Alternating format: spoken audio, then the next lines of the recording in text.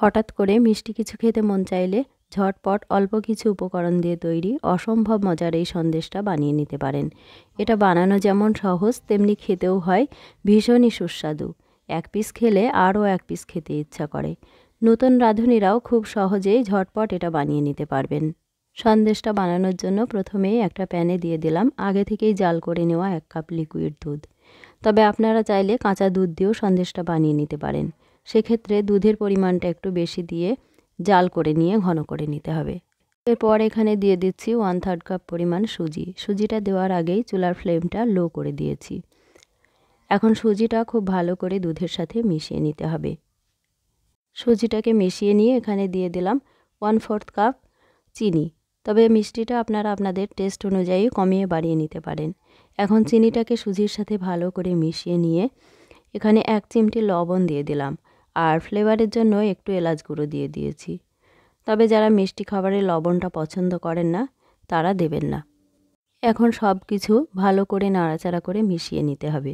সুজিটা কিন্তু আগে থেকে ভেজে নেওয়া হয়নি, কাঁচা অবস্থায় দিয়ে দিয়েছি। এখন সুজি আর দুধের মিশ্রণটা অনবরত নেড়ে যেতে হবে, না হলে নিচে লেগে যেতে পারে, আর নিচে লেগে গেলে কিন্তু এটা খেতে ভালো লাগবে না। সব সময় চেষ্টা করবেন ননস্টিকের প্যানে এই ধরনের মিষ্টি বা হালুয়া তৈরি করতে, তাহলে আর প্যানের নিচে লেগে যাবে না। নাড়তে নাড়তে মিশ্রণটা বেশ ঘন হয়ে গেছে, আর সুজিটাও ফুলে অনেকটা বেড়ে গেছে। এখন এর সাথে দিয়ে দেব গুঁড়ো দুধ, আর তার আগে চুলার ফ্লেমটা একদম লো করে দিতে হবে। এখানে 1/2 কাপ গুঁড়ো দুধ অল্প অল্প করে দিয়ে দেব, আর সুজির ডোয়ের সাথে মিশিয়ে নেব।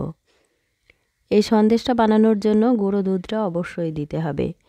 গুঁড়ো দুধটা যত বেশি করে দেবেন সন্দেশটা খেতে কিন্তু ততই ভালো লাগবে। সব সময় এটা খেয়াল রাখতে হবে যে সুজির পরিমাণের চাইতে দুধের পরিমাণটা যেন বেশি দেওয়া হয়, তাহলে সুজির এই সন্দেশটা খেতে খুবই ভালো হবে। গুঁড়ো দুধটা খুব ভালো করে মিশিয়ে নিয়েছি, আর চুলাটা অফ করে দিয়েছি। এখন এর সাথে 2 চা চামচ ঘি মিশিয়ে নিতে হবে। এতে করে ডোটা হাতে লেগে যাবে না, আবার মিষ্টিটাও খেতে খুব ভালো লাগবে। এখন সন্দেশের ডোটা হাত দিয়ে মথে নিতে হবে। হালকা একটু গরম থাকা অবস্থায় এটা মথে নিয়ে সন্দেশের একটা শেপ দিয়ে নিতে হবে। আপনারা চাইলে এই কাজটা চামচ বা স্প্যাচুলা দিয়েও করে নিতে পারেন। খুব ভালো করে মথে নিয়েছি। এখন সন্দেশের ডোটা লম্বা করে নেব। তার জন্য প্লেটে একটু ঘি মাখিয়ে নিয়েছি। ডোটা রেখে হাত দিয়ে এইভাবে ঘুরিয়ে ঘুরিয়ে নেব। সন্দেশের ডোটা এইভাবে রোল করে নিতে পারেন, আবার প্লেটের উপর চৌকো বা গোল শেপ দিয়ে বরফি আকারে কেটে নিতেও পারেন। এখন সন্দেশের এই রোলটা নর্মাল ফ্রিজে 1 ঘন্টার জন্য রেখে দিলাম। এখন একটা প্লেটে অল্প একটু জাফরান নিয়ে নিয়েছি। 1 চা চামচ গরম দুধ দিয়ে জাফরানের সাথে মিশিয়ে নেব। এতে করে খুব সুন্দর একটা কালার চলে আসবে।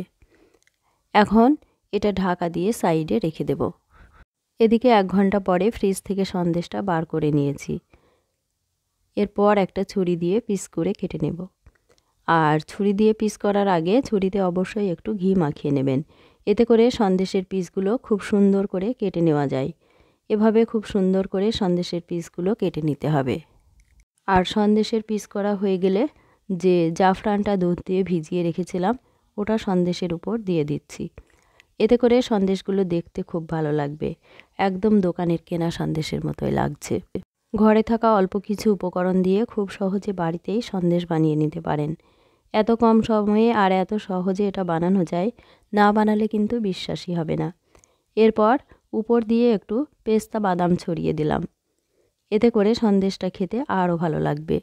আশা করি রেসিপিটি আপনাদের ভালো লেগেছে। ভালো লাগলে প্লিজ লাইক, কমেন্ট ও শেয়ার করুন, আর আমার এই ছোট্ট চ্যানেলটা সাবস্ক্রাইব করুন। সবাইকে অসংখ্য ধন্যবাদ।